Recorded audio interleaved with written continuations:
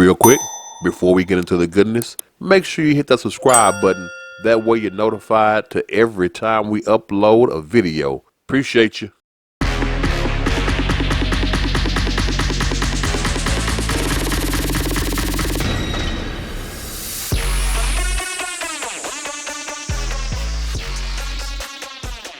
Now, since we are talking about double standards and the one-sided equality, let's talk about Cleopatra, the Netflix documentary depicting the life and times of the Queen of Egypt. Now, you might think to yourself, especially coming from the black community and black culture, what's so controversial? We all know that she's black, that back in the golden years of Hollywood, when Elizabeth Taylor portrayed Cleopatra, we knew that was all bunk, that was all garbage.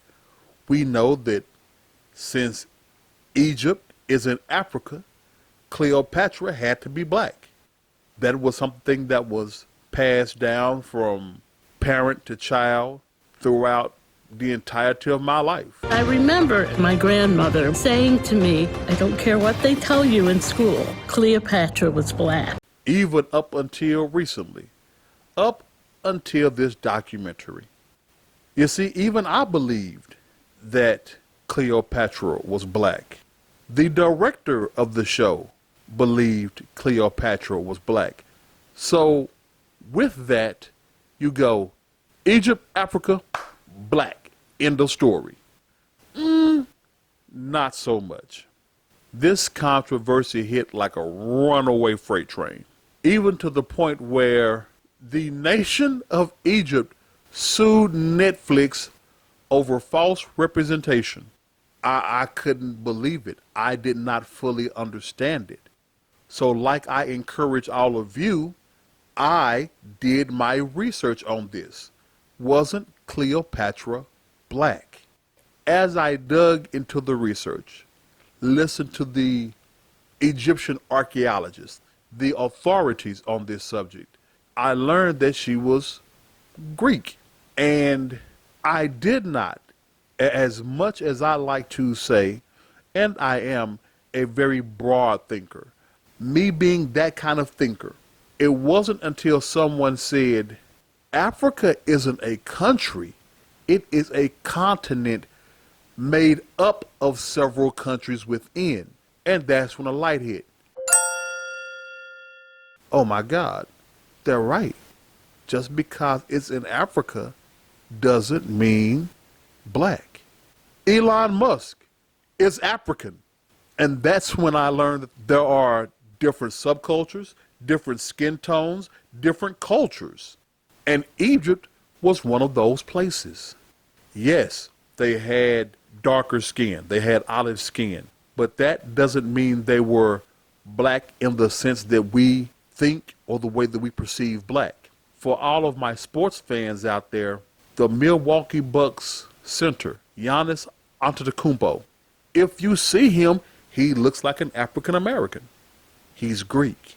So I was stunned. Oh, wow. So all this time that we thought that something was, as they call it, sub-Saharan black, which is the region of Africa beneath the Sahara Desert, where you get the darker skin, which makes sense. The closer you get to the equator, the darker your skin looks.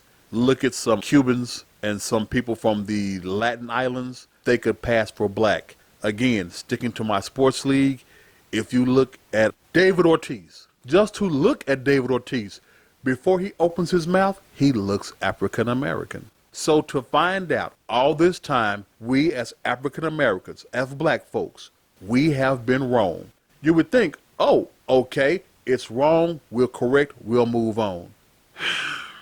And then I remembered I am dealing with black folks.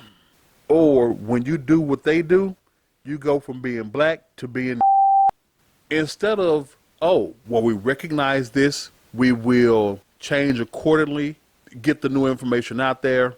They start asking dumbass questions like, well, why can't she be black? Or Why do people have such a problem with her not being, with her being portrayed as black? Is her important related to her whiteness? She's not white. She is Greek. No, it's not about her whiteness. It's about being accurate. Black people are some of the biggest hypocrites on the front line of this bullshit identity politics woke agenda out there. Because if someone made a movie about Harriet Tubman and made her Hispanic, the black culture would lose its mind. If someone did a remake of the miniseries depicting the life of great African leader Shaka Zulu and made him white, people would lose their minds.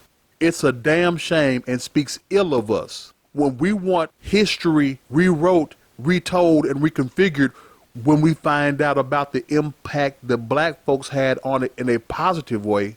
But when we learn that something that we always believed was based in blackness is not, or is not as positive as we portray, we start making excuses for it.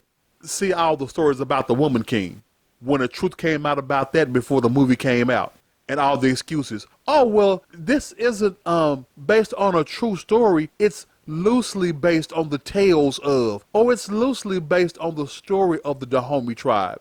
Because the truth about the Dahomey tribe, there were black people that captured and sold other black people to the white folks.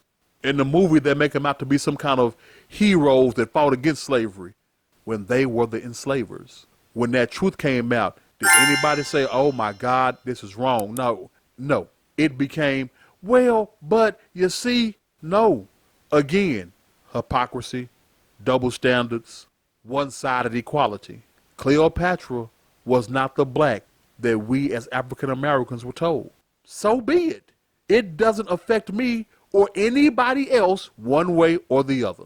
There were sub-Saharan kingdoms in Africa that had the dark-skinned black folks that were rulers as well. And I'm sure if these lazy motherfuckers that are bitching about it got up off their ass and did some research, they could find a female leader, a queen, some woman of authority, and tell stories about her. But instead, we take the lazy way out and we do what we hate being done. We culturally appropriate somebody else. We culturally appropriate another race, another culture. Man, black people, we got to do better. Quit that, man. Y'all know what it is, and you know how we were raised. Our elders always used to say to us things like, if it's good for the goose, it's good for the gander. Or you know how those old folks under that shade tree used to tell you, one thing about them tables, they do turn. You get back what you put out there. If you always want history changed when it favors you, then relinquish it when it doesn't. And on that, I'm out. Yo, if you want to hear the rest, make sure you check out our podcast. You can find us on all your favorite podcast platforms. That is iHeart, Pandora, Google Podcasts, Spotify, and Amazon Music. Plus, if you want to reach us, drop us a line. You can find us at freemindthinkers2022@gmail.com. Let us know what you think about us. Leave a comment below and share the video with as many people as you can. I greatly appreciate that. This is your man, Big Brother Tucker. See you on the other side. And always remember, never be afraid to think differently.